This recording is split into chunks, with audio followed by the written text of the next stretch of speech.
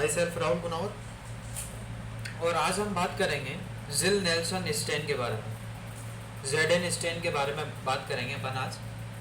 और ये micro biology का एक टॉपिक है। तो अक्सर हमने सुना ही होगा कि जो जिल नेल्सन जो स्टेन है ये माइकोबैक्टीरियम ट्यूबरकुलोसिस और लेप्राबेसिलाई के लिए यूज़ में होता है।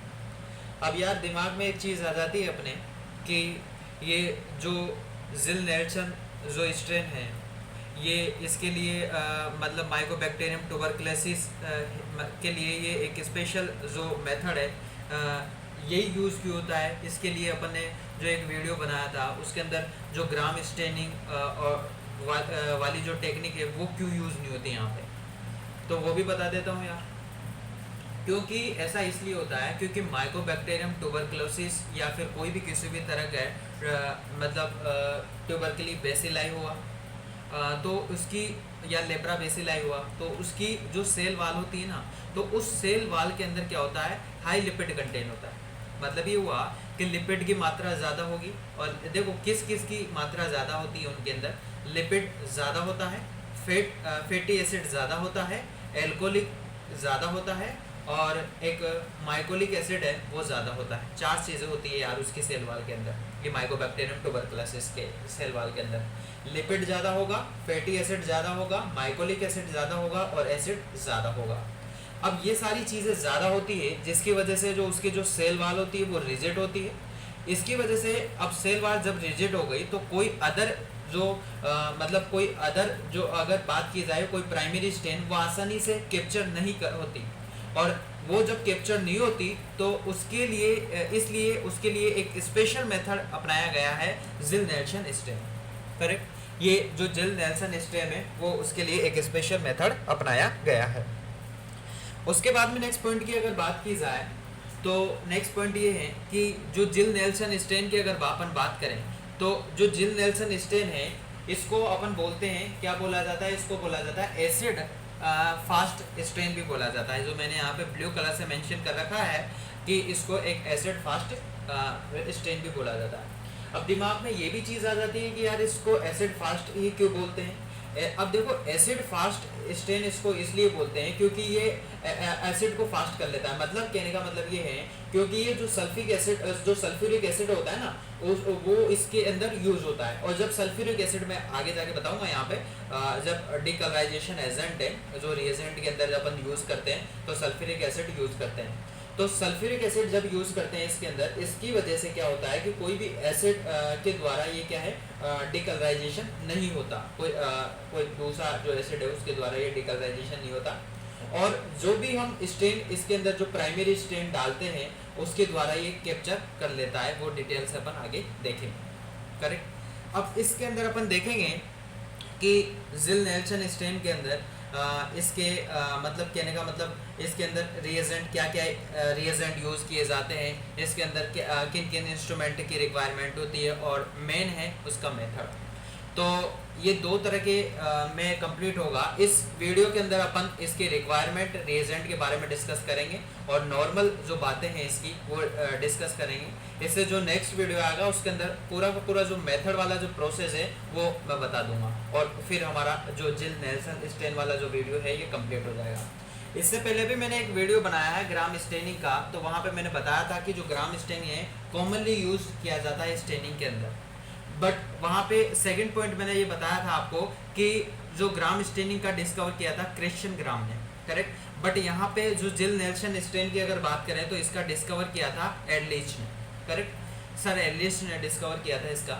फिर वहाँ पे मैंने ग्राम स्टेनिंग का जो थर्ड पॉइंट था वो यहाँ पे बताया था कि डिफरेंट तरह की जो स्टेनिंग मेथड है उनको डिफ्रेंशिएट करता है ये, और एक ग्राम पॉजिटिव और ग्राम नेगेटिव बैक्टीरिया के अंदर उसके बेसिस पे डिवाइड होते हैं बहुत सारे तरह के जो स्टेनिंग। तो वहाँ पे मैंने ये भी बताया था आपको कि एक स्पेशल मेथड भी होता है जिल नेल्सन मेथड, उसके लिए ग्राम पॉजिटिव और ग्राम नेगेटिव बैक्टीरिया है वो उसको डिफरेंशिएट नहीं करते। करेक्ट, क्योंकि ये माइकोबैक्टीरियम ट्यूबरकुलोसिस है इसके लिए यूज़ की जाती है।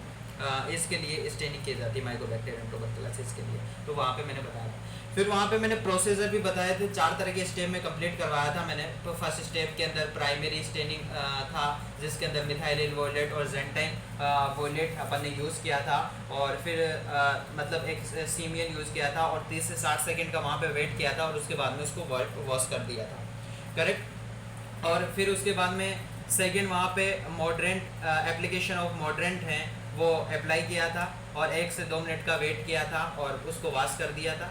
थर्ड वहाँ पे डिकलराइजेशन के बारे में बताया था मैंने कि जो सीमियर है जब उस पर alcohol organic solvent like alcohol और एसीटोन जब डालते हैं तो जो उसका डिकलराइजेशन हो जाता है, फिर 10 से 30 सेकंड बाद उसको वॉश करते हैं तो उसका जो ग्राम नेगेटिव वाला तो डिकलराइजेशन मतलब उसका कलर निकल जाता है, और जिस पे कलर रह जाता है वो मतलब ग्राम पॉजिटिव वाला है।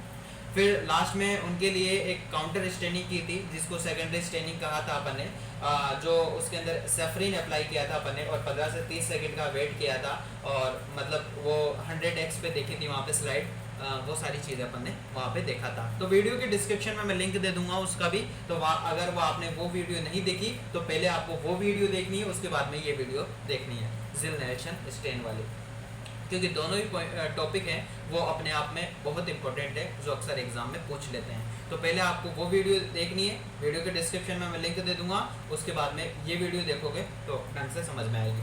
वैसे इन दोनों का जो रिलेशन है मतलब आपस में एक दूसरे से कोरिलेट नहीं है, बट मैं बता रहा हूँ कि अगर वो पहले आप देखते हो तो वो बेटर रहता है, करेक्ट। तो उसके बाद में नेक्स्ट पॉइंट की अगर बात करें अपन, तो अब बात कर लेते हैं इसके रिक्वायरमेंट के बारे में।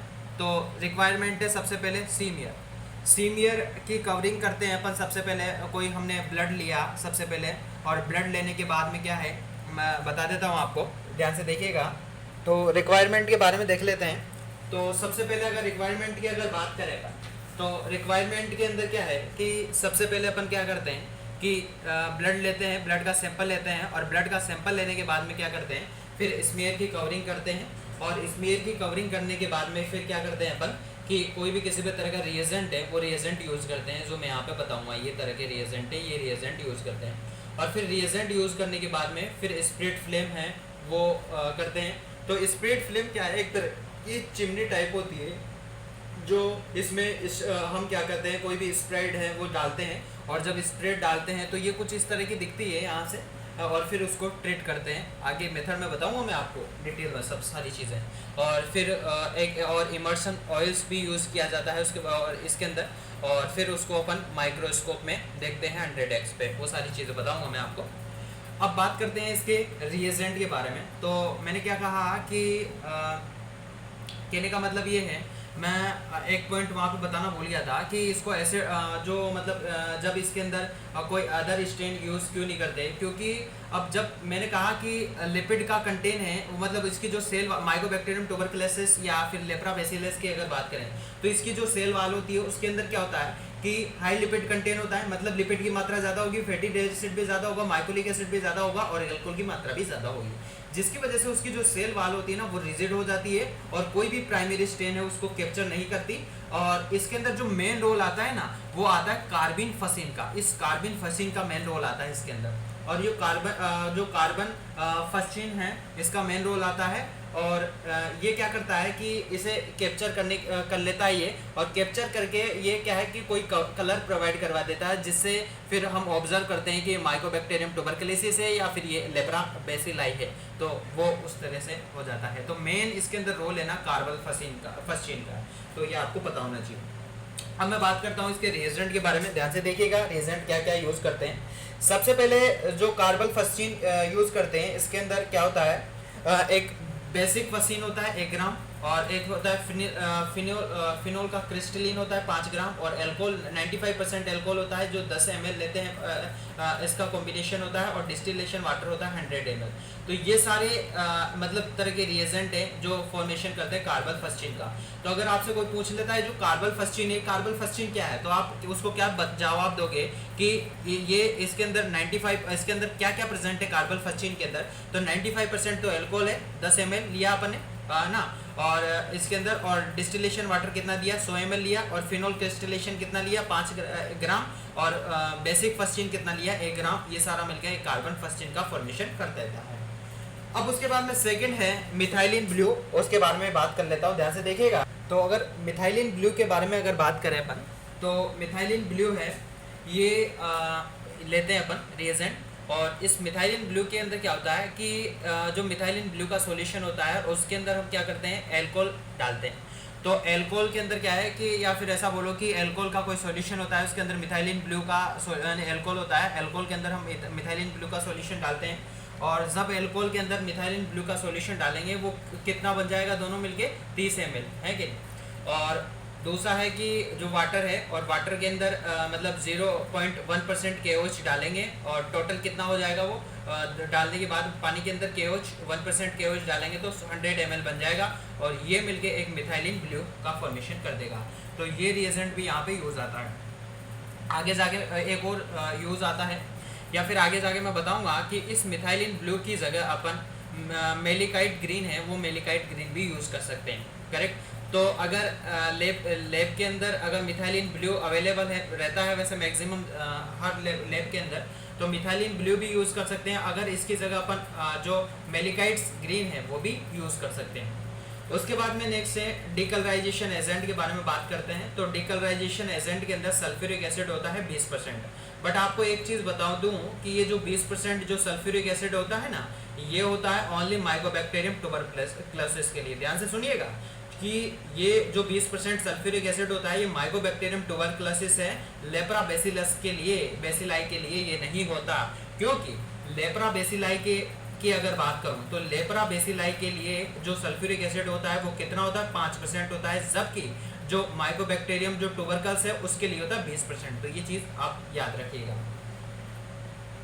ऑप्शनल ये भी होता है कि सल्फ्यूरिक एसिड की जगह हम एसिड अल्कोहल भी यूज़ कर सकते हैं, दोनों ही ऑप्शनल में होते हैं, तो हम कोई सा भी यूज़ कर सकते हैं। और इस एसिड अल्कोहल के अंदर क्या होता है कि 3 ml तो HCl लेते हैं अपन, और 97 ml लेते हैं इथेनॉल्स, और ये एसिड अल्कोहल के अंदर लेते हैं, और ये भी एक डिकलराइजिंग एजेंट है, तो ये भी अपन यूज़ कर सकते हैं।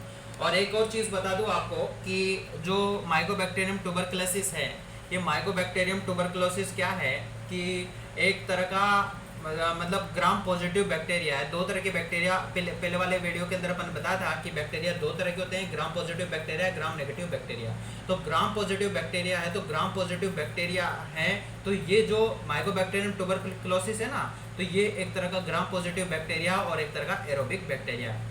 फिर तो वहाँ पे अपने 2 तरह के बैक्टीरिया देखे थे, या फिर 2 तरह के बैक्टीरिया होते हैं, एक रोड शेप, एक तो होता है कौन सा, एक तो होता है रोड शेप का, इस तरह का रोड शेप का होता है, और एक होता है राउंड शेप का, गोलाकार। तो ये जो माइकोबैक्टीरियम ट्यूबरक्लोसिस होता है ना, ये रोड शेप का बैक्टीरिया है, और एरोबिक बैक्टीरिया और ग्राम पॉजिटिव बैक्टीरिया है। ये चीज़ आपको याद रखनी ज़रूरी है और इम्पोर्टेंट है, आपको पता होनी चाहिए, करेक्ट। तो इस वीडियो के अंदर अपन ने जिल नेल्सन स्टेन के डिस्कवर, रिक्वायरमेंट और रिएजेंट के बारे में बात करें, और इससे जो नेक्स्ट वीडियो आएगा उसके अंदर उसके मेथड के बारे में अपन डिटेल में डिस्कस करेंगे, इन सभी के बारे में कि किस तरह से प्रोसेस होता है, वो सारी चीज़ें देखेंगे। तो आशा करता हूँ कि वीडियो आपको पसंद आई हुई होगी। अगर ऐसा हुआ है तो प्लीज़ लाइक करें, शेयर करें, कमेंट करें और सब्सक्राइब कर दें। और जो भी मेरे चैनल पर नए हैं तो वो ज़्यादा से ज़्यादा चैनल को शेयर करें, और अपने बेचमेट्स और फ्रेंड्स को शेयर करें और उनसे सब्सक्राइब के लिए बोलें। और यार आप लोग कमेंट नहीं करते वीडियो के अंदर, जितने आप कमेंट करोगे वीडियो पे तो मैं उतना ही ज़्यादा मोटिवेट होऊंगा, और मैं जितना ही ज़्यादा मोटिवेट होऊंगा तो आप लोगों को उतना ही फ़ायदा मिलेगा। मैं आप लोगों के लिए उतनी ही वीडियो बनाऊंगा और आप लोगों को उतनी मतलब जो कोई भी किसी भी तरह के जो कंटेंट है उतना कंटेंट प्रोवाइड करवाने की कोशिश करूँगा। Thank you.